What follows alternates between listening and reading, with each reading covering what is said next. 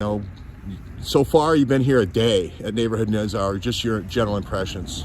Yeah, the weather today is fantastic. It's nice and sunny. We are in full fall here, full autumn here in the Midwest. A great day yesterday, really fun. I think productive too. We got some great interviews in the afternoon. And then we had our night Jeopardy session with Detroit Dave, bringing home the MVP during that one. Yep. And I got third, so I got to brush up on my George Webb.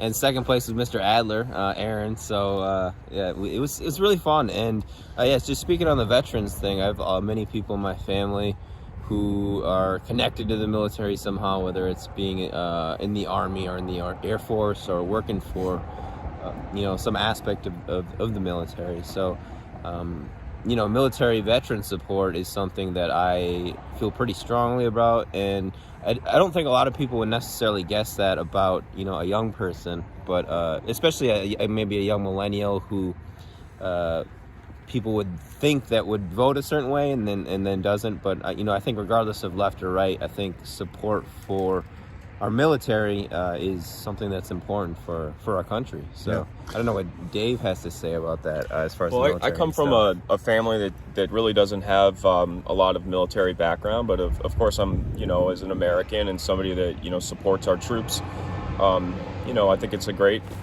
to have causes that, tackle these real issues that people face and try to, give solutions that are not just temporary fixes, but giving people resources to really help them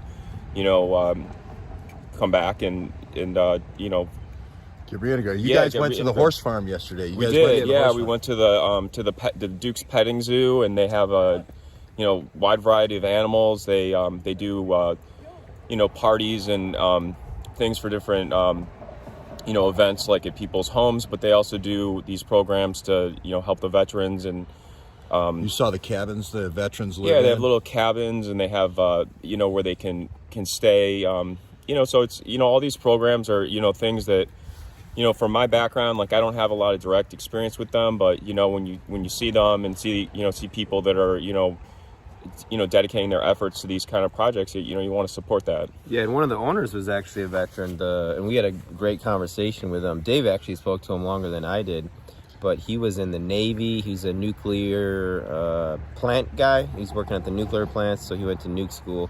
And actually, one of my friends is doing that right now. So that was really interesting talking and learning from him.